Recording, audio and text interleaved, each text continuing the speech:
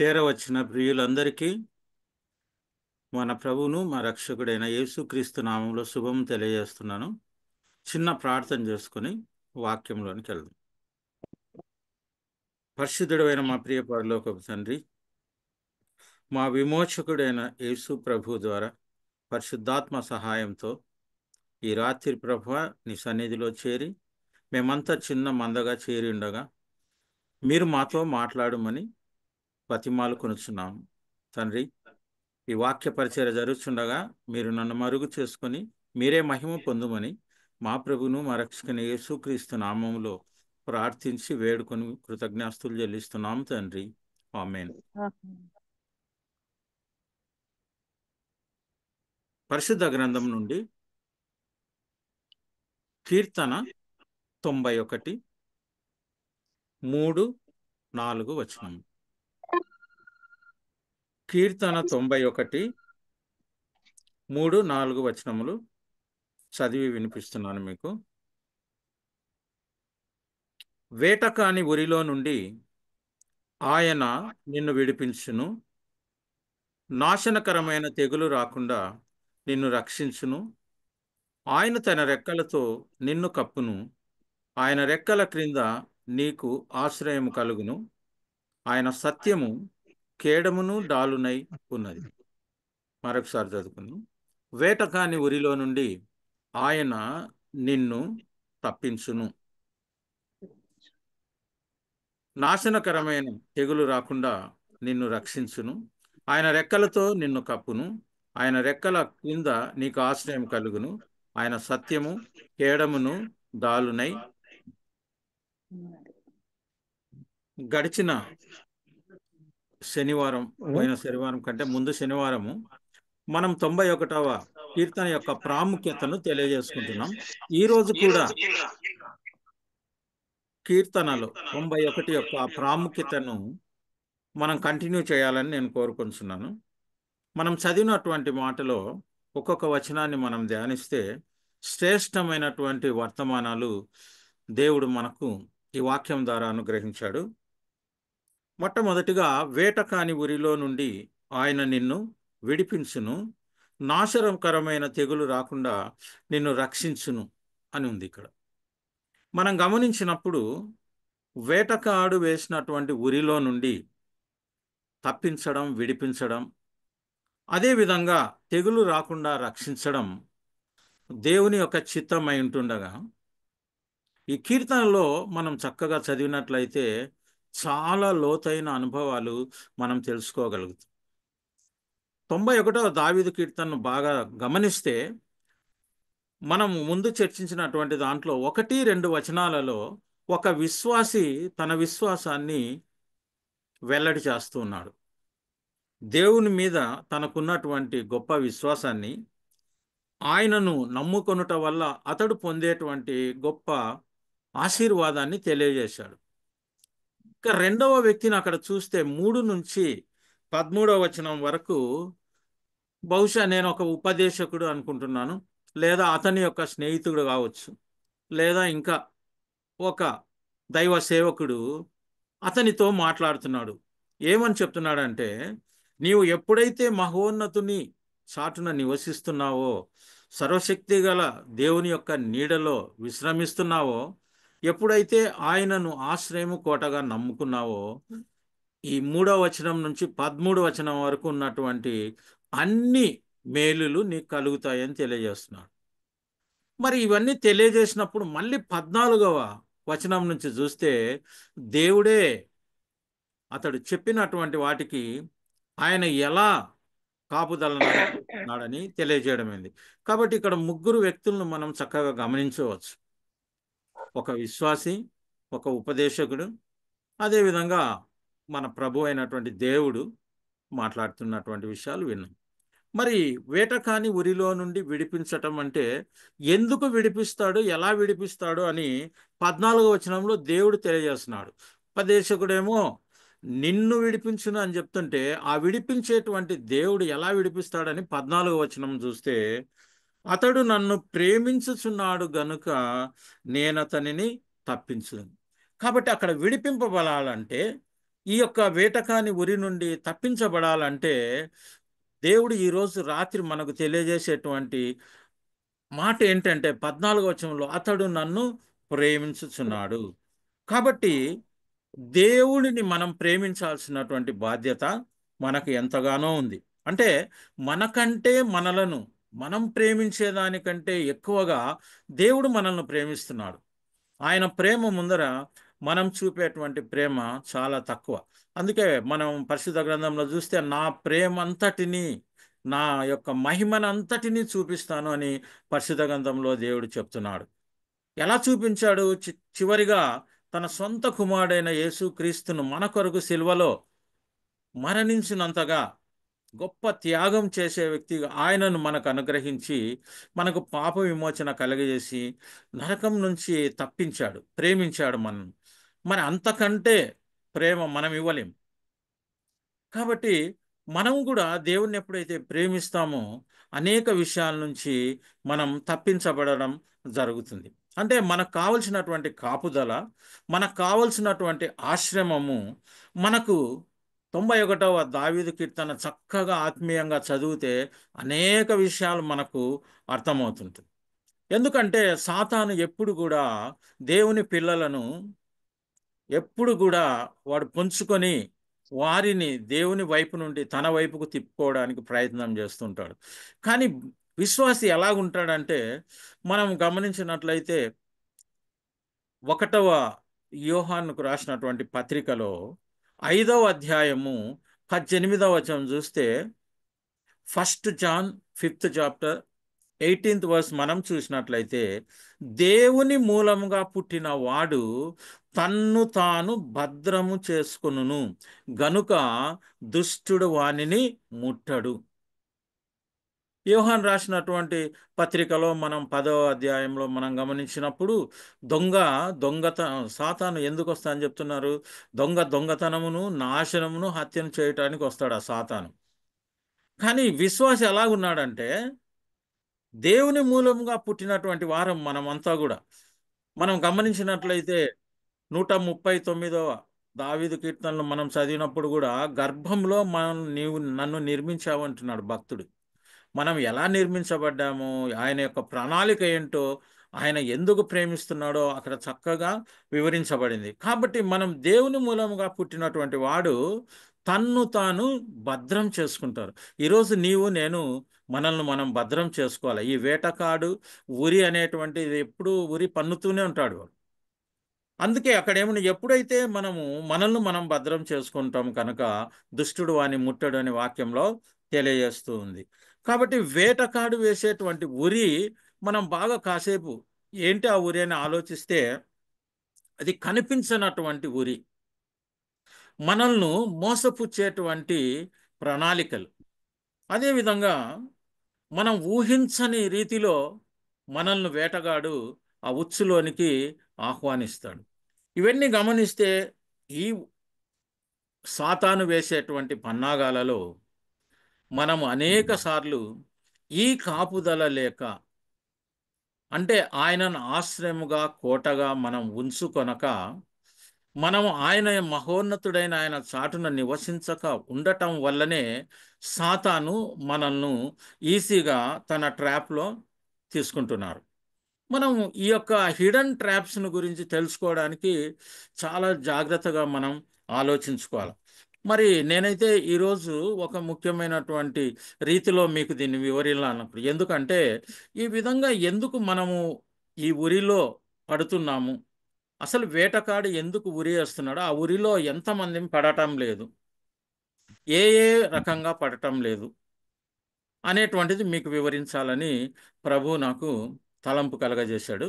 మొట్టమొదట మనం గమనిస్తే యోబు గ్రంథంలోనికి మనం వెళ్ళినట్లయితే యోబు గ్రంథము 1వ అధ్యాయాన్ని చక్కగా అంత చదివితే 1 నుంచి 10 అద్భుతమైనటువంటిది. నేనంటే ఏమనుకుంటానంటే ఎప్పుడు కూడా ఎంత మంచి ఇది ఉందని. చాలామంది యోబును గురించి మాట్లాడడానికి కానీ, యోబులాగా ఉండటానికి కానీ, యోబు పేరు పెట్టుకోవడానికి కానీ చాలా ఆలోచిస్తూ ఉంటారు. కానీ యోబు గ్రంథాన్ని మనం చదివినట్లయితే అది ఎవరు రాశారో ఇంతవరకు కూడా దేర్ ఇస్ నో క్లారిటీ. కాబట్టి ఈ యోబు గ్రంథం ప్రభువు మనకు తెలియజేశాడు. దాన్ని చదివితే అద్భుతమైనటువంటి ప్రతి మాట కొన్ని వందల మెసేజెస్ మనతో మాట్లాడుతుంది. ఒక్కొక్క వచనం చదువుకుంటే దాంట్లో ఈరోజు మనం ముఖ్యమైనటువంటి మొదటి చాప్టర్లో మనం ఎలా ఆ సాతాను నుంచి తప్పింపబడుతున్నాం, వేటకాని ఉరిలో నుంచి ఎలా విడిపిస్తున్నాడు, ఎలా ఆయన తన రక్షణను చూపిస్తున్నాడు అనేటువంటిది మనం చాలా వివరంగా దీంట్లో తెలుసుకుందాం. యోబు జీవితాన్ని మనం చూసినట్లయితే యోబు జీవితంలో ఫస్ట్ చాప్టర్లో 10th వర్స్ ముందు చదువుకుందాం. యోబు గ్రంథం 1:10 వచనం చదివితే ఇక్కడ ఎవరు మాట్లాడుతున్నారంటే సాతాను దేవునితో మాట్లాడుతుంది. ఆ అపవాది దేవుని దగ్గరికి వెళ్ళినప్పుడు అది మాట్లాడినటువంటి మాటలు 10వ వచనంలో ఏమంటున్నారంటే, నీవు అతనికిని అతని ఇంటి వారికిని అతనికి కలిగిన సమస్తమునకును చుట్టూ కంచె వేసితివి కదా, నీవు అతని చేతి పనిని దీవించుట చేత అతని ఆస్తి దేశంలో బహుగా విస్తరించింది. సాతాను ఏమని ఒప్పుకుంటున్నాడంటే, దేవునితో ఏం చెప్తున్నాడంటే, నీవు అతనికిని అంటే యోబుకును అతని ఇంటి వారికిని యోబు కుటుంబంలో ఉండే ప్రతి ఒక్కరికిని అదేవిధంగా అతని కలిగిన సమస్తమునకు చుట్టూ కంచె ఉంది. ఈ వాక్యం చదువుతుంటే నాకు చాలా సంతోషం అవుతుంది. చాలా మంది మన జీవితాల్లో గమనించుకుంటే కొన్నిసార్లు మనకొక్కరికే కంచె వేసుకొని ఉంటాం. దేవుని యొక్క కాపుదల ఆశ్రయము కోట మన వరకు మనం ప్రార్థన చేసుకొని ఆ మహోన్నతిని చాటున నివసిస్తుంటాం. కానీ ఆయన యొక్క కంచె ఇక్కడ బైబిల్లో కంచె అని చెప్పబడింది. దేవుడు ఏం వేశాడంట, చుట్టూ కంచె వేశాడు, ఒక ప్రాకారం. ఆయన మంచి యేసు ప్రభు మనకు మంచి గొర్రెల కాపరి. ఆ గొర్రెల చుట్టూ కూడా ఒక ఫెన్స్ ఉంటుంది. ఆ విధంగా ఆయన యెహోవా యందు భయభక్తులు గల వారి చుట్టూ ఆయన దేవదూతలు ఎప్పుడు కావలి ఉంటారని గ్రంథంలో తెలియజేయబడుతుంది. ఇవన్నీ మన వరకే ఉంది. మరి మన ఫ్యామిలీ విషయం ఏంటి? ఈ యోబు కంచె ఎక్కడెక్కడ ఉంది అని చెప్పబడుతుంది అంటే, అతనికిని అంటే యోబు చుట్టూ కంచె ఉంది, దేవుని కంచె. అతనికి ఇంటి వారికి అంటే ఆయన భార్య కుమారులు కుమార్తెకును వాళ్ళ ఇంట్లో పని చేస్తున్నటువంటి పనివారికిని తర్వాత ఆయన కలిగిన సమస్తం ఆస్తికి దేవుని కంచె ఉంది అని చెప్పబడుతుంది ఇక్కడ. మరి మన కుటుంబాల పరిస్థితి ఈ 91వ దావీదు కీర్తనలో చెప్పబడినట్లు వేటకాని ఉరిలో మనం విడిపింపబడడానికి ప్రభువు మన చుట్టూ కంచె వేశాడా లేదా, ఆ విషయం మనకు తెలిసినా లేదా అని మనం చాలా జీవితాన్ని అంతా ఒకసారి కూర్చొని రేపు ఆదివారం అంతా కూడా ఆలోచించాలి. ఎక్కడెక్కడ నా జీవితంలో కంచె ఉంది, ఎక్కడెక్కడ నా జీవితంలో కంచె లేదు, నా చుట్టూ, నా ఇంటి వారి చుట్టూ, నా ఇంట్లో ఉండేవారి చుట్టూ, నాకు కలిగిన సమస్తం చుట్టూ కంచె ఉందా అని. కొంతమంది జీవితాలు చూసినప్పుడు వారి వరకు బాగుంటారు, అన్నీ ఉంటాయి, కానీ వారి యొక్క సమస్తమైనటువంటి వాటి మీద ఆయన కంచె ఉండదు. కొంతమందికి ఆరోగ్యం ఉంటుంది, ఆరోగ్యం ఉన్నప్పటికీ వాళ్ళ ఇంట్లో కొంతమందికి అస్వస్థత ఉంటుంది. ఎందుకంటే ఇక్కడ యోబును గమనిస్తే మనం కాస్త ఇంకా లోపలికి జాగ్రత్తగా చదువుకుంటే ఆ దేవుడు మ- మరి అపవాది ఇద్దరు మాట్లాడుకున్నటువంటి సంభాషణలు మనం గమనిస్తే మొట్టమొదటికి వచ్చినప్పుడు మొదటి వచనంలోనే దేవుడు చెప్పక ముందే యోబును గురించి ఏం చెప్పబడిందంటే 1వ వచనంలో అతడు యథార్థ పరుడును న్యాయవంతుడునై దేవుని యందు భయభక్తులు కడిగి చెడుతనమును విసర్జించిన వాడు. ఎంత మంచి మాట అండి. దేవుడు మనల్ని ఈ మాట చెప్పాలి. యోబును గురించి ఎలా చెప్పబడిందంటే యథార్థమంతుడు, న్యాయవంతుడు, దేవుని యందు భయభక్తులు కడిగి చెడుతనమును విడిచిపెట్టినటువంటి వాడు. అదే మాట మళ్ళీ దేవుడు కూడా తెలియజేస్తున్నాడు. దేవుడు కూడా ఏమని చెప్తున్నాడంటే, అపవాదిని అడిగినప్పుడు అపవాదితో దేవుడు చెప్తున్నటువంటి మాటలు 8వ వచనంలో చూస్తే, నీవు నా సేవకుడైన యోబు సంగతి ఆలోచించితివా, అతడు యథార్థ వర్తనుడును న్యాయవంతుడునై దేవుని యందు భయభక్తులు కలిగి చెడుతనమును విసర్జించిన వాడు భూమి మీద అతడు వంటి వాడు లేడు. బా, ఎంత గొప్ప సాక్ష్యం అండి దేవుడు. ఒక యోబును గురించి ఎన్ని మాటలు యోబు యొక్క జీవితాన్ని మనకు అన్వయించుకుంటే ఇక్కడ యథార్థవంతుడుగా ఉంటున్నాడు, న్యాయవంతుడుగా ఉంటున్నాడు, దేవుని యందు భయభక్తులు కలిగి ఉంటున్నాడు, చెడుతనమును కూడా విసర్జించినటువంటి. అందుకే దేవుడు కంచె చేశాడు. ఆ కంచెను సాతాను చూసింది, చాలాసార్లు ట్రై చేసింది యోబు కొరకు. కానీ యోబు దగ్గరికి వెళ్తుంది, కానీ యోబు చుట్టూ ఉండేటువంటి అగ్ని కంచె, దేవుడు చేసినటువంటి దేవదూతల యొక్క కంచె, ఆయన యొక్క కాపుదల, ఆయన సన్నిధి కంచె ఇన్ని వలయాలను ఛేదించుకొని అది యోబును టచ్ చేయలేకుండా ఉంది. అయితే యోబు కూడా ఏం చేస్తున్నాడు, ఆయన తన జీవితంలో ఎందుకు యోబుతో పాటు తన కుటుంబంలో ఉండే ప్రతి ఒక్కరికి, అంటే సేవకులతో సహా ఎందుకు కాపుదల వచ్చిందంటే, మనం అక్కడే పై వచనాలలో మనం చూస్తే వారు ఎంతో అన్యోన్యంగా ఒకరి ఇంట్లో వాళ్ళు డిన్నర్లు చేసుకుంటూ కలుసుకుంటూ సహవాసం ఉన్నప్పటికీ అక్కడ యోబు ఒక పని చేస్తున్నాడు. వారి విందు దినం 5వ వచనంలో, వారి విందు దినములు పూర్తి అయినప్పుడు యోబు తన కుమారులు పాపము చేసి తమ హృదయములలో దేవుని దూషించరేమో అని వారిని పిలువనంపించి, ఎంత మంచి పని చేస్తున్నాడండి ఒక తండ్రి. ఏం చేశాడో చూడండి. వారిని పవిత్రపరిచి అరుణోదయమున లేచి వారిలో ఒక్కొక్కని నిమిత్తమై దహన బలి అర్పించుచు నిత్యం అలాగ చేస్తున్నాడు. ఒక్కరోజు కాదు, 2 రోజులు కాదు, నిత్యము అనుదినము. ఇది మన జీవితాలలో చేయాలి. మనం కూడా ఏం చేయాలా, మనతో పాటు మన పిల్లలను గురించి కూడా మనం ఆలోచించాల. వారిని పవిత్రపరచడానికి మనం ప్రయత్నం చేయాలి. ఎంతమంది పిల్లలు ఈరోజు మనం గమనిస్తే అపవిత్రమైన జీవితాన్ని జీవించారు, అపవిత్రమైనటువంటి పనులలో సమాజంలో వేలెత్తి చూపేటువంటి స్థితికి వచ్చారు. కానీ వాళ్ళ తల్లిదండ్రులను చూస్తే చాలా భక్తిపరులు, బాగా చర్చికి వస్తారు, బాగా వాక్యం అన్ని చేస్తున్నారు, కానీ ఎక్కడో మిస్ అవుతున్నారు వాళ్ళు. ఇక్కడ చూస్తే యోబు చేసినట్లుగా చేయాలి, వాళ్ళను పవిత్రపరిచాడు. ఈ కాలం చాలా మంది విననటువంటి లోబడని పిల్లలు ఎక్కువైనారు తల్లిదండ్రులకు.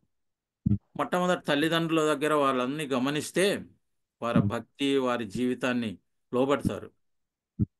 మరి మనం గమనించినప్పుడు ప్రతి అరుణోదయం లేస్తున్నాడు. ప్రతిరోజు ఇంకా పెందల కడనే యేసుప్రభు ఎలా ప్రార్థన చేస్తున్నాడో, ఉదయాన లేచి ఒక్కొక్కరి నిమిత్తం మనం దహనబలి ఇవ్వాల్సిన అవసరం లేదు, కానీ పేరు పేరున ఒక్కొక్క మనకు దేవుడు అనుగ్రహించిన బహుమానమైనటువంటి మన కుమారులు, మన కుమార్తెలు, లేదా మన కుమారుడు, మన కుమార్తెల కొరకు పేరు పేరున ప్రార్థన చేయాలి. అది వాళ్ళకి కంచె. మరి మనం గమనించినప్పుడు నేనేం చెప్తున్నానంటే, యోబు చుట్టూ ఎన్ని కంచెలు పడిన ఏమేమి ఉన్నాయంటే, వేటి వేటి చుట్టూ కంచె వేశాడు దేవుడు అని మనం క్లియర్గా చూస్తే, యోబు చుట్టూ కంచె ఉంది, యోబు భార్య చుట్టూ కంచె ఉంది, యోబు యొక్క కుమారులు కుమార్తెల చుట్టూ ఉన్నాయంటే, ఆయన సంతానంలో మనం గమనించినట్లయితే ఆయనకు 7 కుమారులు 3 కుమార్తెలు ఉన్నట్లుగా మనం చూస్తున్నాం. వారికి 7 మంది ప్లస్ 3 10 మంది చుట్టూ కంచె ఉంది. వారితో పాటు అతని ఇంటిలో ఉండేవాళ్ళు, అంటే వాళ్ళ ఇంట్లో పని చేసేవాళ్ళు. ఎంత పెద్ద ఆస్తిపరుడు అండి. యోబు జీవితాన్ని మనం చూస్తే ఒక ఊరు సరిపోదేమో. ఎందుకంటే ఆయనకు 7,000 గొర్రెలు, 3,000 ఒంటెలు, 500 జతల ఎద్దులు, అంటే 1000 ఎద్దులు, 500 ఆడుగాడిదలు, బహుమంది పనివారు. ఎంత స్థలం కావాలా? ఇంతమంది చుట్టూ, ఇంత పెద్ద ఆవరణం చుట్టూ వేటకానిలో ఉరిలో నుండి విడిపించేటువంటి దేవుని యొక్క కంచె ఉన్నట్లు సాతాను గుర్తించాడు. మనం ఎంతమంది జీవితాలలో ఈ కంచె, మన జీవితాల చుట్టూ, మనకు తెలిసిన వారి చుట్టూ ఈ కంచె ఉన్నట్లు మనం గుర్తిస్తున్నాం. కంచె ఉంటే ఎంత సంతోషం చూడండి. సాతాను తాకలేకుండా ఉంది. దానికి చివరికి చేతగాక దేవుని దగ్గరికి వెళ్ళింది. అటువంటి కంచె మన చుట్టూ ఉండాలి. మరి చూస్తాం 7 కంచెలు ఉన్నాయని చాలా బుక్స్లో రెఫరెన్స్లలో ఉంది. ఆ కంచెలు మనం క్లుప్తంగా చదువుకుంటే, మొట్టమొదటిది ఆయన కలిగినటువంటి వాటి మీద చెప్పాలనుకుని ఇప్పుడే చెప్పినాను. ఒంటెలు, గాడిదలు, ఎద్దులు, పనివారు, ఆడుగాడిదలు, ఇవి. వీటన్నిటి చుట్టూ మరి ఒక్కొక్కటి ఒకదానికి ఉదాహరణగా మనం తీసుకోవచ్చు. మొట్టమొదటిది, ఆయన కలిమి చుట్టూ కంచె ఉంది. అంటే ఆయనకు వచ్చేటువంటి ఆదాయం చుట్టూ కంచె ఉంది. ఆయన వాహనాలైనటువంటి ఒంటెల చుట్టూ దేవుని కంచె ఉంది. అదేవిధంగా ఆయన యొక్క ఆహారము చుట్టూ కంచె ఉంది. ఆయన పొలముల చుట్టూ కంచె ఉంది. ఆయన యొక్క వ్యాపారము చుట్టూ కంచె ఉంది. ఆయన ఆరోగ్యం అంటే ఆయన శరీరం చుట్టూ కంచె ఉంది. ఆయన పిల్లల చుట్టూ, సేవకుల చుట్టూ కంచె ఉంది. ఆయన ప్రాణము చుట్టూ కూడా దేవుని కంచె ఉంది. శరీరమే కాదు. అందుకనే ఆ వాక్యం మనం బాగా చదివితే యోబు గ్రంథంలో, నువ్వు శరీరాన్ని ఏమైనా చేసుకో కానీ ఆయన ప్రాణం మీద నీకు హక్కు లేదు అంటాడు దేవుడు. ప్రాణం చుట్టూ కూడా కంచె చేశాడు. మరి మనకు శరీరం చుట్టూ, ప్రాణం చుట్టూ దేవుని కంచె ఉంది కాబట్టే ఈరోజు మనం సజీవు లెక్కలో ఉంటున్నాం. ప్రభువు మనతో ఇప్పుడు మాట్లాడుతూ ఉన్నాడు. మనం గమనించినట్లయితే యోబుకు గమనించినప్పుడు జీవితంలో, మిగతా వారి జీవితాలు గమనించినప్పుడు ఆ కాలంలో కంచె లేకపోవట ప్రమాదం అయిపోయింది. ఒక మనిషి జీవితంలో దేవుని యొక్క దూతలు, ఆయన సన్నిధి, ఆయన యొక్క కంచె ఉండకపోతే చాలా ప్రమాదంగా మనం చూస్తాం. ప్రసంగి గ్రంథం చదివితే అది చాలా బాగా అర్థమవుతుంది. మరి ఈ యొక్క దేవుని సన్నిధి, ఈ అగ్ని కంచెలు ఉంటాయి దేవుని యొక్క కంచెగా, మేఘ స్తంభాలు ఉంటాయి. రకరకాలై మనం చూసినాం ఇజ్రాయేలీయులను. అతడు ఎప్పుడైతే మోషే నడిపిస్తూ వెళ్తున్నాడో, పగలు ఒక మేఘస్తంభం, రాత్రి అగ్నిస్తంభం, వారి చుట్టూ ప్రేమ గల దేవుడు కంచె వేశాడండి. ఈ కంచె నీకు కావాలంటే ఆయన ఎందుకు తప్పిస్తున్నాడో 14వ వచనంలో, అతడు నన్ను ప్రేమిస్తున్నాడు. ఈ ఒక్క చిన్న పని మన జీవితంలో ప్రేమించడం అంటే పూర్తిగా, ఇప్పుడు ఏదో ప్రేమించుకొని అబ్బాయిలు అబ్బాయిలు పోతున్నట్లు కాదు. దేవుని ప్రేమించడం వేరేది. ఆత్మీయంగా ఆయనను ప్రేమించగలిగినప్పుడు మొట్టమొదటిది ఆయన కంచె. నేనేమంటున్నానంటే ఆ యొక్క కలిమి చుట్టూ. ఏంటి ఆయన కలిమి? ఆయన ఆదాయం ఏంటి? మనకు శాలరీస్ వస్తుంటాయి, అది మన యొక్క కలిమి.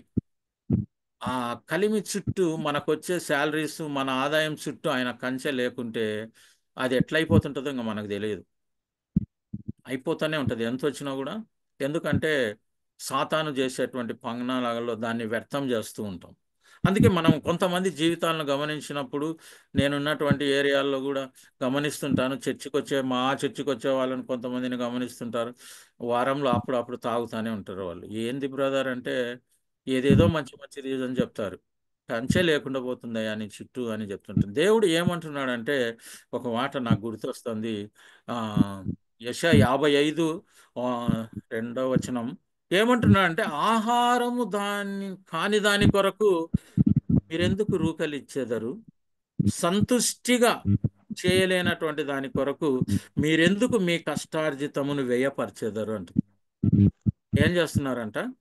చాలా మంది ఆహారం కాని దాని కొరకు, సంతుష్టిని, మనకు బలాన్ని, ఆరోగ్యాన్ని ఇయ్యని దాని కొరకు కష్టార్జితాన్ని ఖర్చు పెడతాం. మందులు తాగడం, సిగరెట్లు తాగడం, పనికి మాలిన పనులు చేయడం, అనవసరమైనటువంటి తినడం, ఆరోగ్యానికి పనికి రానటువంటి కొత్త కొత్త రకాల ఆహార పదార్థాలు తినడం అస్వస్థతకు గురిగా. ఎక్కడ జరుగుతుందంటే దేవుడు అంటున్నాడు, నీ యొక్క కష్టార్జితాన్ని ఎందుకు, నీకు ఆహారం కాని దొరకు ఎందుకు నీ జీవితంలో ఈ పాపపు పాడు పనులకు నీవు ఖర్చు పెడుతున్నావు ఈ డబ్బును? ఎందుకు ఈ లోకంలో సాతాను చూపించేటువంటి రకరకాలైనటువంటి పనులను మీరు చూసి ఎందుకు మీ యొక్క కష్టార్జితం వేస్ట్ చేస్తున్నారు? ప్రభు ఈరోజు రాత్రి మనతో మాట్లాడుతున్నారు. మనం దేవుడు మనకిచ్చినటువంటి దాంతో మనం తృప్తిగా తిని ఆయన సేవలో కూడా మనం ఉపయోగపడాలి, బీదలకు ఉపయోగపడాలి. అంతేగాని మనకు దేవుడు ఇచ్చినారని దాన్ని ఇష్టం వచ్చినట్టుగా ఆహారం కాని దాని కొరకు కానీ, సంతుష్టినివ్వనటువంటి దాని కొరకు కానీ మనం అనవసరంగా ఖర్చు చేయకూడదు. యోబు అలా చేయలేదు. ఆయన యొక్క ఇదిని చూస్తే ఆయనకున్నటువంటి మొట్టమొదటి కలిమి ఏంటంటే గొర్రెలు. మనందరికీ తెలుసు, మనం అంతా సైన్స్ టీచర్లం చాలా మంది ఉన్నాము. ఈ గొర్రె బొచ్చుతో వ్యాపారం చేస్తుంటారు. ఆయనకు ఎన్ని గొర్రెలు ఉన్నాయని చెప్పినాం? దాదాపు ఆయన జీవితంలో ఎవరు ఎంచలేనన్ని గొర్రెలు. ఇంక ఎక్కడన్నా ఉంటే మనం ఆ గొర్రెల గుంపు, అది ఎంత స్థలం కావన్నో ఏమో నాకైతే తెలియదు. 7,000 గొర్రెలు. మామూలుగా ఒక 100 గొర్రెలు ఉంటే మనం ఎంతో సంతోషిస్తూ ఉంటాం. ఎవరికన్నా ఈడ 7,000 గొర్రెలు, మరి అంత కలిమి ఆయనకు ఆ గొర్రె బొచ్చును మనం చూస్తాం. పాత నిబంధన కాలం అంతా బైబిల్ బాగా చదివితే ఆ దావీదు కూడా అక్కడ అడుగుతాడనమాట, నాబాను దగ్గరికి పంపిస్తాడు.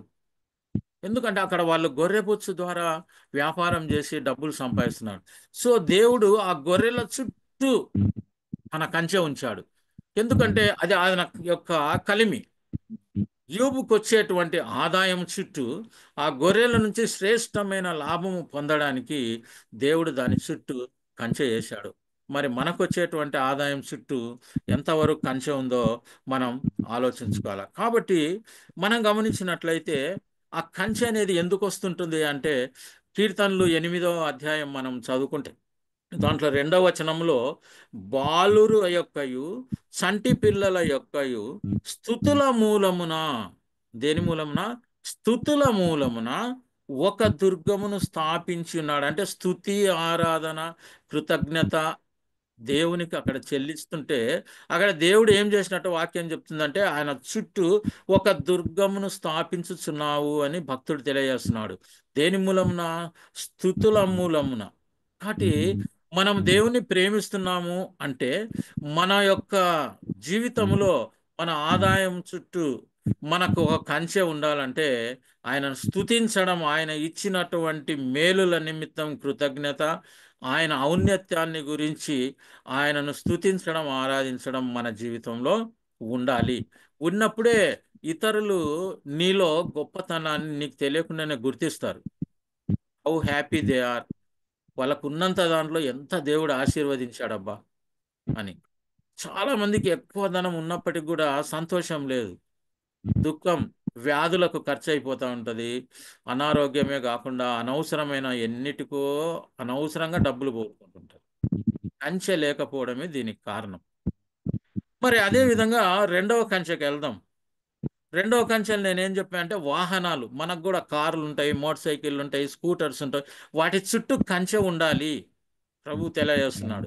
చాలా మందిని చూస్తుంటాం, యాక్సిడెంట్స్ అవుతుంటాయి, దెబ్బలు తగిలించుకుంటుంటారు, చనిపోతుంటారు. ఎందుకంటే దేవుని యొక్క సన్నిధి కాపుదల, దూతల కాపుదల, ఆయన సన్నిధి, ఆ కంచె లేదు. యోబుకు వాహనాల చుట్టూ ఏం వాహనం అక్కడ? ఒంటె. ఒంటెలు ఉన్నాయి చూడండి. ఆ యొక్క వాహనాలు, ఒంటెల మీద ఎక్కి ప్రయాణం చేసేటువంటి వాడు యోబు. ఏం ఒకరా, మనం ఒకరు పోవాలంటే ఒక కారు మనకు ఇరుకైపోతుంది ఈ రోజులలో.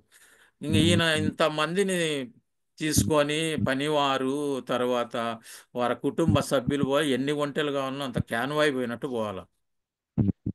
కాబట్టి ఆ ఒంటెలకు కూడా మంచి ఆరోగ్యం ఇస్తున్నాడు దేవుడు. ఆ ఒంటెల చుట్టూ కాపుదల ఇస్తున్నాడు. ఆ ఒంటెలకు కావాల్సిన శక్తి ఇస్తున్నాడు. అంటే దేవుడు మనకున్నటువంటి, మన చుట్టే కాదు, మనకున్న వాహనము చుట్టూ కూడా దేవుని యొక్క కంచె ఉండడానికి, నువ్వు ప్రతి ఉదయాన్నే పిల్లల చుట్టూ, నీ ఆస్తి చుట్టూ, నీ జీతం చుట్టూ, అదేవిధంగా నీ వాహనం చుట్టూ, ఊరికే దాని మీద యెహోవా నా కాపరనో, లేకుంటే ఇది మొదలుకొని యెహోవా నిరంతరం నీ రాకడ కాపాడునని, ఇవన్నీ మాటలు కాదు, వాక్యాలు రాసుకోవడం కాదు. హృదయములో ఉండి దేవుణ్ణి నిత్యం ఆరాధిస్తున్నావా? నిజంగా నీవు ఆయన నీకు సాక్ష్యం, నీ గురించి దేవుడు చెప్పగలిగిన జీవితం నీ దగ్గర ఉందా? రేపు పొద్దున సడన్ గా దేవుని దగ్గరికి వెళ్ళాల్సి వస్తే ఏమని సాక్ష్యం ఉందో మనమే అర్థం చేసుకోవాలి. కాబట్టి ఈ అగ్ని కంచె తన వాహనం చుట్టూ కూడా దేవుడు కాపుదల ఉంచాడనమాట. అందుకే మనం 121వ దావీదు కీర్తన చూసినప్పుడు 8వ వచనం 3-8 అంత కాపుదలే. నిన్ను కాపాడువాడు కునుకడు, ఇజ్రాయేల్ను కాపాడువాడు కునుకడు, నిద్రపోడు. యెహోవా నిన్ను కాపాడువాడు, నీ కుడి ప్రక్కన యెహోవా నీకు తోడుగా ఉండును. పగలు ఎండ దెబ్బైనను తగలదు, రాత్రి వెన్నెల దెబ్బైనను నీకు తగలదు. ఏ అపాయం రాకుండా యెహోవా నిన్ను కాపాడును, నీ ప్రాణమును కాపాడును. ఇది మొదలుకొని నిరంతరం నీ రాపోకలందు యెహోవా నిన్ను కాపాడు. ఎన్ని ఆశీర్వాదాలు ఉన్నాయండి మన ప్రయాణంలో. ఇన్ని ప్రయాణాలు పొందాల. ఒక వాహనాన్ని మనం ఎక్కుతున్నామంటే, ఎక్కగానే దేవుని స్తుతించి ఆయన కంచెను మనం అడిగి ఆయన కంచె వేసుకోవాలి చుట్టూ. అప్పుడు నువ్వు ఎలాంటి వేటకాడి, ఎలాంటి ఊరేవేయని నీవు విడిపింపబడతావు, నీవు రక్షించబడతావు. నీ చుట్టూ ఆయన సన్నిధి ఉంటుంది. ఎందుకంటే నీవే ఆయనను ఒక కోటగా, ఒక ఆశ్రమంగా నీవు ఏర్పాటు చేసుకున్నావు కాబట్టి నీ వాహనం చుట్టూ దేవుని యొక్క కంచె ఉంటుంది. అదే విధంగా ఆయన రెక్కల కింద నీకు ఆశ్రయం. ఆ రెక్కల కిందకి ఎప్పుడు వెళ్తాం? కోడి పిల్లలు తమ తల్లిని గుర్తించినప్పుడు, తమ తల్లి మీద విశ్వాసం ఉన్నప్పుడు ఏదైనా అపాయం పరిగెత్తిపోయి తన రెక్కల కింద అది ఉంటాయి. ఆ రెక్కల నుంచి బయటికి చూస్తూ ఉంటాయి అన్నమాట. కాబట్టి దేవుని యొక్క కాపుదల, ఆయన రెక్కల కింద నీవు ఉండాలి. ఆయన యొక్క సత్యము కేయడం నీకు డాలు అయి ఉండాలంటే నీవు ఆయనను ప్రేమించేటువంటి విధానంలో ఉండాలి. తర్వాత చూద్దాం. ఇంకొక దాని చుట్టూ కంచె ఉంది. ఆయన కలిగిన సమస్తం అన్నాను కాబట్టి ఏంటేంటి ఎందుకు అని చెప్తున్నా. ఎద్దులు ఎద్దులు పొలంలో పనిచేయటానికి వాడేటువంటి వారు. అంటే ఆయన ఆహారం. దేవుడు ఆ ఎద్దులను కంచెలో ఉంచి ఆ ఎద్దులను కాపాడటం వల్ల, ఆ ఎద్దులకు సమస్తమును అనుగ్రహించటం వల్ల ఆయన ఆహారం ఆశీర్వదింపబడింది. అంతటి గొప్పవాడే ఎవరు లేరని దేవుడు చెప్తున్నాడు. ఎంత పొలం పండిందండి, ఎంత పంట, ఎన్ని గొర్రె బొచ్చులు అమ్ముతున్నాడో, ఎంత పొలం ఆయనకు పండిందో అక్కడ అర్థమవుతుంది మనకు. ఎంత వ్యాపారం కొరకు ఆ వాహనాలు తీసుకొని వెళ్తున్నాడో, ఆ గాడిదల మీద ఎట్ట తీసుకెళ్తున్నాడో మనకైతే ఊహించుకుంటేనే చాలా ఆశ్చర్యం అయిపోతుంది. ఆయన ఎప్పుడు కంచెగానే ఉన్నాడు. ఆదాము మొదలుకొని ఆదాము, మోషే, యెహోషువ, అబ్రహాం, యాకోబు, ఇస్సాకు ఎవరిని చూసినా కూడా చివరికి మనం కూడా దేవుని పిల్లలైనటువంటి మన చుట్టూ కూడా ఆయన కంచె వేసి ఉన్నాడు. ఒకవేళ ఈ కంచె నీవు ఏమన్నా పాడు చేసావేమో ఒక్కసారి గుర్తించుకోవాలి. ఈ కంచెలో లేకపోతే చాలా ప్రాబ్లం. తరువాత ఈ ఎద్దులు ఈ విధంగా పొలంలో, అంటే పొలంలో దీవెన పొందాడు యోబు. తగినంత ఆహారం ఆయనకు దేవుడు దయచేయాలి. మనం చూస్తే కూడా తగినంత ఆహారం కొరకు సామెతలు 39లో మనకు చెప్తారు సాలొమోను ఏమంటే, నాకు ఎక్కువైనా కష్టమే, తక్కువైనా కష్టమే, తగినంత ఆహారం నాకు దయచేయమని భగవంతుని ప్రార్థన చేస్తాడు. కాబట్టి మనం తినేటువంటి ఆహారం చుట్టూ కూడా మన కంచె చాలా అవసరం. నేను ఏదైనా తిని అనారోగ్యం తెచ్చుకుంటే చాలా కష్టం.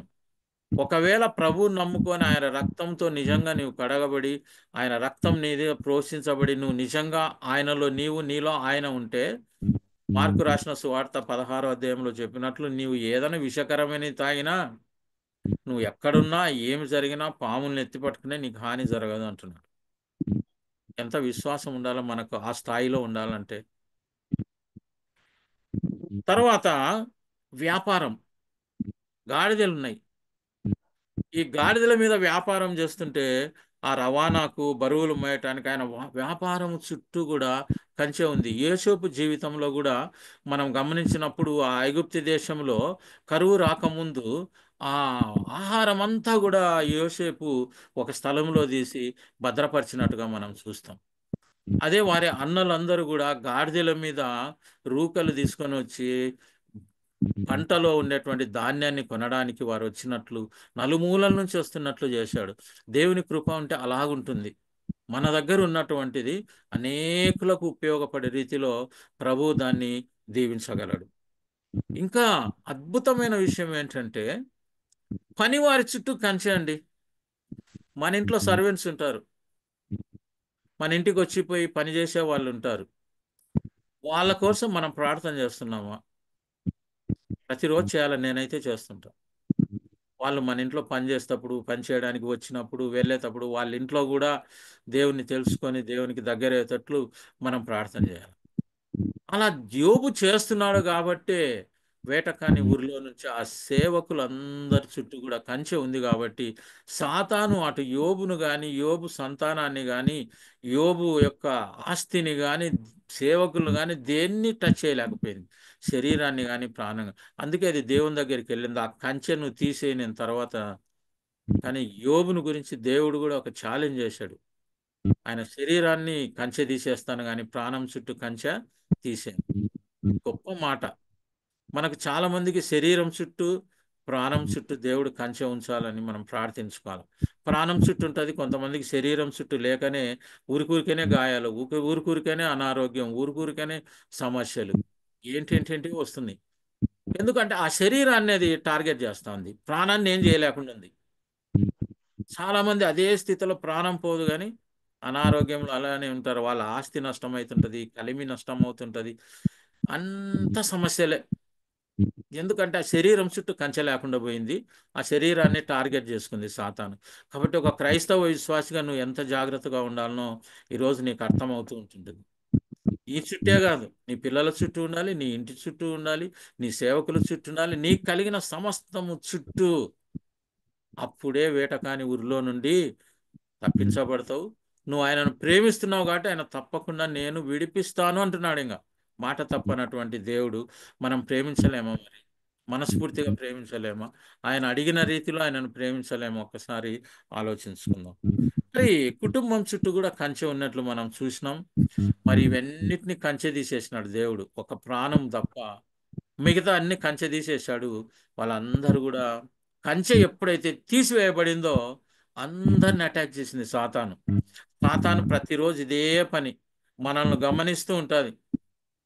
ఎక్కడ ఏడ కంచె తీసేస్తారు, ఏడ కంచె వీళ్ళు చిన్నది గ్యాప్ పెడతారు, అక్కడి నుంచే వీళ్ళని దెబ్బ కొట్టాలని శరీరం మీద చూస్తుంటది, ప్రాణం మీద చూస్తుంటది, మన పిల్లల మీద చూస్తుంటది, మన ఇంటి మీద చూస్తూ ఉంటది, మన ఆరోగ్యం మీద చూస్తుంటది, మన ఆస్తి మీద చూస్తుంటే ఏది దొరికితే అది సాతాను దాడి చేయాలంటుంది. కానీ దుష్టుడు మనల్ని ముట్టడి ఎప్పుడు అంటే మనల్ని మనం భద్రం చేసుకున్నప్పుడు, ఆ కంచెలో మనం ఉన్నప్పుడు. సరే, ఎందుకు మన కుటుంబంలో కూడా మనకు భద్రత అవసరం అంటే మన పిల్లలు, మన గర్భఫలం దేవుడిచ్చినటువంటి బహుమానం. ఆ బహుమానాన్ని నువ్వు ఎలా పెంచావు? ఈరోజు ఆ బహుమానాన్ని గురించి సమాజం ఏం చెప్తోంది? నువ్వేం చెప్పగలుగుతున్నావు? ఆ యొక్క గర్భఫలాన్ని, ఆ బహుమానాన్ని తీసుకుని నువ్వు ఆనందిస్తున్నావా? వేదన పడుతున్నావా మనసులో? నీకు చేత కావట్లేదా? దీనికి కారణం ఏంటంటే ఆ పిల్లల చుట్టూ కంచె వేయలేకపోయినావు. వాళ్ళు తమ చుట్టూ తాము కంచె వేసుకోవడానికి వాళ్ళను పవిత్రపరిచినటువంటి స్థాయిలో పెంచలేకపోతే ఆ పిల్లల వల్ల మనకు వచ్చేది దుఃఖమే. ఎన్నో సమస్యలు చేస్తూ ఉంటారు పిల్లలు. ఈ కంచె నుంచి బయటికి వెళ్తారు, ఉండలేరు వాళ్ళ కంచెలో. సమర్థిస్తుంటాం మనం ఇది దేవుని చిత్తమే కాబట్టి ఇలా జరిగిందని. ఆ సాతానుదంతా కూడా దేవుని చిత్తమే అంటాం. కాబట్టి క్రైస్తవ బిడ్డ జీవించాల్సిన విధంలో ఆ గర్భఫలం దేవుడు బహుమానంగా ఇచ్చాడు. కాబట్టి వారి చుట్టూ ప్రార్థనా కంచె మనం వేయాలి. మనం ఏం కంచె వేయాలా? మన పిల్లల చుట్టూ ప్రార్థనా కంచె. ఎలా అయితే యోబు ఉదయాన్నే లేచి ఒక్కొక్కరిని గురించి చేశాడో, ప్రభువా నా పిల్లలందరినీ కాపాడుతండి, ఒక మాట వద్దు, పేరు పేరున ప్రార్థన చేద్దాం. ఎందుకంటే ఒక్కొక్కరి చుట్టూ ఒక రకమైన కంచె అవసరమైన రోజులు వచ్చాయి. దాని కొరకు మనం ప్రార్థన చేయాలి. ఎందుకు ఈ కంచెను కాపాడుకోవాలి? ఎందుకు దేవుడు మన గర్భఫలాన్ని దీవించాలంటే ఆయన మనకిస్తున్నాడు మన యొక్క వంశాభివృద్ధికి, ఆయన యొక్క పిల్లలను అభివృద్ధి చేయడానికి, మన సంతానాన్ని దీవించడానికి, అభివృద్ధి చేయడానికి. ఎందుకంటే దేవుడు భూమిని మనకిచ్చాడు. ఆకాశము దేవుడు తీసుకొని నరులను భూమికి ఇచ్చాడని వాక్యం చెప్తుంది. ఈ భూమిని నింపండి అన్నాడు, అనుభవించండి, ఆశీర్వదిస్తాను నేను అంటున్నాడు. మనకిచ్చినటువంటి సంతానాన్ని మనం ఒక్కరిని చెడగొట్టినామంటే వాళ్ళ నుంచి వచ్చే సంతానాలన్నీ ఇంకా దేవునికి ఇష్టం లేని సంతానాలే వచ్చేస్తాయి. కాబట్టి ఎలాంటి తరాన్ని మనం దేవునికి అందిస్తున్నాం అని కూడా మనం ఈ 91వ దావీదు కీర్తన 3-4 వచనాలు చదివినప్పుడు మనం గుర్తుంచుకోవాలి. అదేవిధంగా మనం చివరికి వస్తే యోబు శరీరం చుట్టూ కూడా కంచె ఉండిందండి. పాపం దేవుడు ఆ యోబు శరీరం చుట్టూ కంచె తీసేశాడు. ఎందుకంటే యోబు మీద దేవునికి ఉన్నటువంటి గొప్ప నమ్మకం. ఇంత జరిగినా కూడా యోబు నన్ను దూషించడు, నన్ను వదలడు అని ఎంత నమ్మకం ఉందో చూడండి. మన మీద, నా మీద, నీ మీద ఆ నమ్మకం ఉండాలి. కొన్నిసార్లు మనకు కూడా పరీక్షలు జరుగుతాయి. అలాంటి పరీక్షల్లో మనం నెగ్గాలి. ఛాలెంజ్ చేయొచ్చు దేవుడు. మనం కూడా మంచిగా ఉన్నప్పుడు సైతానికి ఛాలెంజ్ చేసినాడు అనుకో, ఇంకా ఆ తప్పుడు సైతాన్ని గెలిపించినాం అనుకో, ఇంకా చాలా దుఃఖకరమైనటువంటి విషయం. ఏమైనా సరే నా యేసయ్యకే, నా దేవునికే విజయం కలగజేయాల నేను అనే గొప్ప ధైర్యంతో మనం ఉండాలి. మన ప్రార్థనా జీవితం మనకు అంత గొప్ప కంచెనిస్తుంది అనమాట. ఎందుకంటే ఈ కంచె మనకు ఎట్లా వస్తుంది, మన శరీరానికి ఎలా కంచె తెచ్చుకుంటాం మనం అంటే, సామెతలకు రాసినటువంటి దాంట్లో 4వ అధ్యాయము 20, సామెతలు 4:20 చూస్తే వాక్యాన్ని గురించి ఆడుంది. నీ వాక్యం అని అక్కడ ఉంది. ఆ వాక్యం ఎలాంటిదంట, 22కి వస్తే 20 నుంచి చదువుకుంటూ వస్తుంటాం వాక్యాన్ని గురించి. 4వ అధ్యాయం 22కి వచ్చేలోగా ఆ వాక్యం ఏం చేస్తుందంట, సర్వ శరీరానికి ఆరోగ్యమును ఇచ్చును. మనకు ఆరోగ్యం లేదు, ఏమో జరుగుతా ఉంది అంటే ఆ వాక్యము మనకు లేదు అని. అంతే, అది నేను చెప్పేది కాదు, బైబిల్లో చెప్పబడినటువంటిదే చెప్తున్నాను. ఆ వాక్యము సర్వ శరీరానికి ఆరోగ్యం. మరి ఆ వాక్యాన్ని ఏదో ఉదయం లేస్తేనే తలపక్క నుంచి సెల్ ఫోన్ తీసి, లేకపోతే ఆ బైబిల్ను తీసి వాక్యాలు చదివి ఈరోజు బైబిల్ చదివినంటే కాదు. ధ్యానించాలి, బైబిల్ చక్కగా చదువుకోవాలి, ఈ రోజంతా కూడా ఆలోచించుకోవాలి ఏం చదివినామో, మళ్ళీ ఏం చెప్తున్నారు. అదే ఒకటే ఉంది, 3వ వచనమే తీసుకున్నాం అనుకోండి. ఏంది, వేటకారిని ఉరిలో ఉండి విడిపించిన, ఎలా విడిపిస్తాడబ్బా, ఏంటి ఆ ఉరి ఏంటి, ఆ విడిపించేది ఏంది, విడిపించాలంటే ఏం చేయాలి, ఇలా ఆలోచించాలి లోతుగా. ధ్యానిస్తే రోజంతా ఆ వాక్యం మనకు సర్వ శరీరానికి ఆరోగ్యాన్ని ఇస్తుంది అనమాట. తర్వాత ఇంకా బాగా లోతుగా గమనిస్తే, కొరింథీయులకు రాసినటువంటి మొదటి పత్రిక మనం 6:19 చదివితే మన శరీరాన్ని గురించి అక్కడ చెప్పాడు. నేను చాలా రోజుల కిందట చెప్పాను, మనకు బాడీ, సోల్ అండ్ స్పిరిట్ ఉంది అని.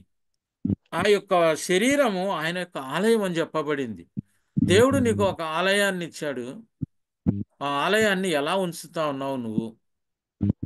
చక్కగా నిన్ను నువ్వే పరీక్షించుకోవాలి. ఎవరో వచ్చి మనకేం చెప్పాల్సిన అవసరతలు లేవు.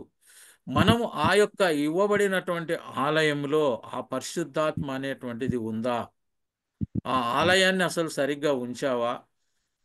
లేదా యేసు ప్రభు వెళ్ళినప్పుడు యెరూషలేం దేవాలయం లాగా రకరకాల వ్యాపారాలన్నీ జరుగుతాండయా? మనం ఆలోచించుకోవాలి. కాబట్టి దేవుడు మనకి ఈరోజు తెలియజేసేది ఏంటంటే, ఆ యొక్క వేటకాని ఉరి అనేది మనందరి జీవితంలో వాడు వేస్తూనే ఉంటాడు. వెయ్యడు అనేదానికి లేదు. ప్రభువే చెప్తున్నారు, లోకంలో మీకు శ్రమ. ఆ సాతాను 24 గంటలు దేవుని పిల్లల వైపే చూస్తుంటాడు. మన వైపు చూడడం లేదంటే అర్థం ఏంటంటే, వానికి ఒక గ్యారంటీ కార్డు ఇచ్చినాం, నేను నీవి అన్నేలేండి, నువ్వేం భయపడదు సాతానా, ఈరోజు సండే చర్చికి వెళ్తాను, ప్రార్థనలు చేస్తా, అంతా మామూలే, రోజంతా మళ్ళీ నువ్వే, ఏం లాభం. హిపోక్రటిక్ లైఫ్ పనికిరాదు. మనల్ని మనం కాపాడుకోవడానికి, మన చుట్టూ కంచె ఉంచడానికి ప్రభువు చెప్పినట్లుగా మనం ఆయనను ప్రేమించాలి.